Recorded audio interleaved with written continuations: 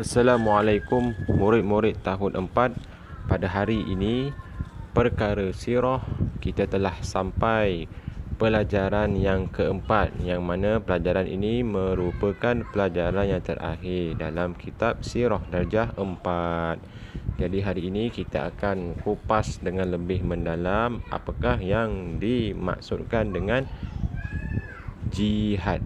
Jihad Rasulullah sallallahu alaihi wasallam dan para sahabat. Ini tajuk untuk pelajaran yang keempat.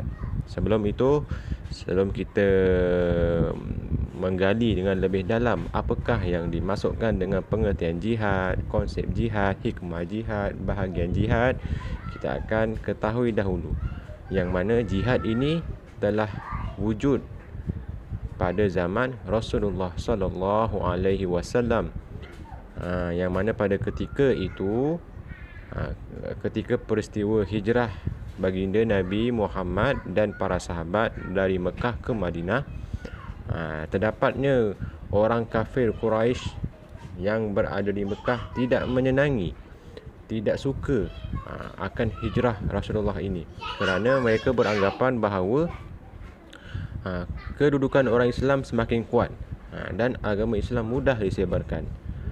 Jadi pelbagai cara dan tindakan yang telah mereka buat bagi berusaha untuk melakukan penindasan terhadap orang Islam. Maka dari itu, bagi mempertahankan Islam, agama Islam itu sendiri, Allah Subhanahu Wa Taala telah menurunkan ayat dalam surah Al-Baqarah ayat 190 yang memerintahkan baginda dan para sahabat untuk berjihad. Itu sedikit sebanyak pengenalan. Baiklah, jadi kita pergi, baru kita masuk pengertian jihad. Jihad pada bahasa ialah berusaha gigih untuk mencapai sesuatu matlamat. Jihad ini adalah suatu perkara yang kita perlu berusaha untuk mendapatkannya.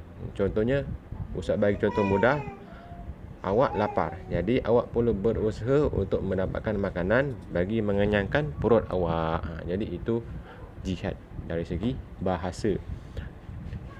Dari segi istilah pula, berusaha gigih menentang orang kafir yang memerangi Islam dan meletakkan Islam di tempat yang tertinggi. Ini yang dibuat oleh baginda Nabi Muhammad, yang mana orang kafir Quraisy menindas orang Islam pada ketika itu, dan Nabi Muhammad pun berusaha dengan pelbagai cara untuk menentang orang kafir yang memerangi orang Islam. Jadi itu pengertian jihad. Baiklah, seterusnya murid-murid boleh lihat muka surat 24, 4.2, sebab-sebab Islam membenarkan peperangan. Baiklah, yang pertama adalah untuk mempertahankan akidah. Akidah ni apa? Pegangan kita. Pegangan kita ni adalah Allah, Rasul, agama Islam. Jadi seandainya ada seseorang yang mencabar kesucian ataupun maruah Islam, jadi kita perlu berjihad untuk mempertahankan agama Islam yang mulia ini. Faham? Yang kedua, mempertahankan diri, nyawa dan harta. Ini pun salah satu contoh sebab kenapa Islam menggunakan peperangan, untuk mempertahankan diri, nyawa dan harta jikalau ada ancaman terhadap diri dan nyawa. Baiklah, seterusnya mempertahankan kedaulatan negara Islam. Ini contoh yang sama Ustaz sebut tadi. Seterusnya mempertahankan kalimah Allah, iaitu agama Islam. Jadi kita sebagai umat Islam, orang yang menghanut agama Islam, seandainya ada yang mencabar ataupun ingin menjatuhkan agama kita, menghina agama kita, kita perlu mempertahankannya dengan jihad kita, dengan kesungguhan kita untuk mencapai matlamat kita, iaitu matlamat kita mempertahankan agama. Kita perlu berjihad. Sebab itulah Islam membenarkan peperangan. Okey, kita pergi kepada bahagian jihad. Jihad ini terbahagi kepada dua. Jihad yang pertama adalah jihadul akbar, jihad besar. Yang kedua jihadul asghar, jihad kecil. Jihad akbar ni adalah berjuang untuk melawan hawa nafsu dalam diri sendiri. Orang yang berjaya melawan hawa nafsunya, hidup mereka pasti akan berjaya di dunia dan di akhirat. Ini merupakan jihad paling besar dia dalam setiap diri kita. Orang Islam, manusia, kita perlu berjihad melawan hawa nafsu. Kita perlu menahan diri kita seandainya kita ingin melakukan sesuatu kejahatan yang mana kejahatan itu akan menyebabkan Allah murka. Kita perlu bersungguh-sungguh untuk melawannya. Faham? Sebab tu dia kata jihad besar.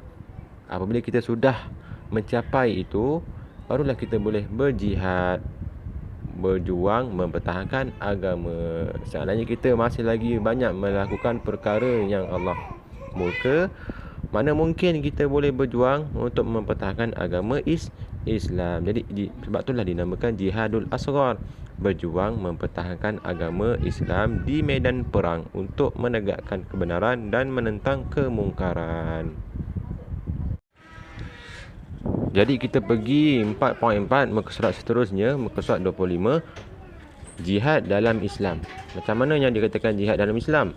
Maksud jihad sangat luas, tidak terhad kepada berperang melawan musuh Islam sahaja, akan tetapi ia merangkumi pelbagai aspek seperti menuntut ilmu. Jadi kita ni macam awak ni lah, kalau awak menuntut ilmu, awak berusaha untuk memahaminya, ia merupakan satu jihad sebenarnya. Mencari rezeki macam ayah awak kan, ayah awak berusaha siang malam cari duit untuk awak bagi awak makan, itu juga merupakan jihad.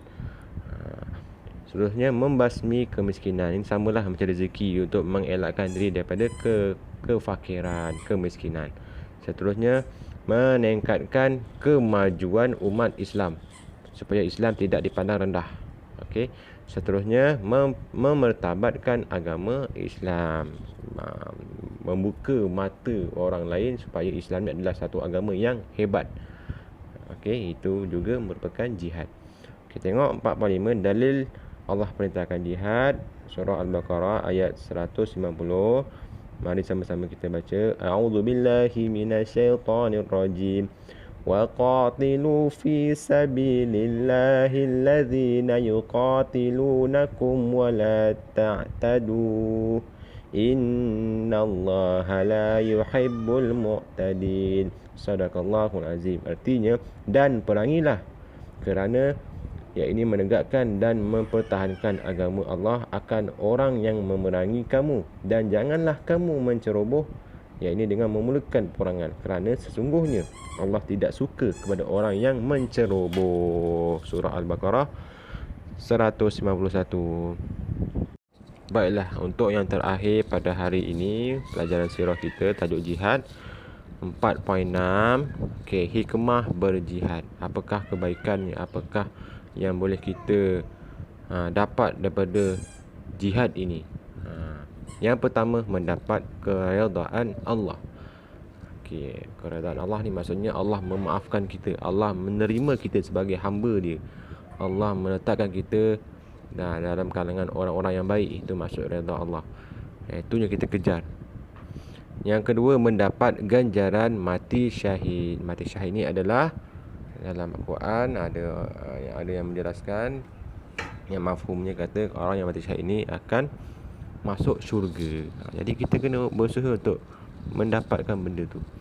Yang seterusnya, mendapat ganjaran syurga. Ini samalah mati syahid.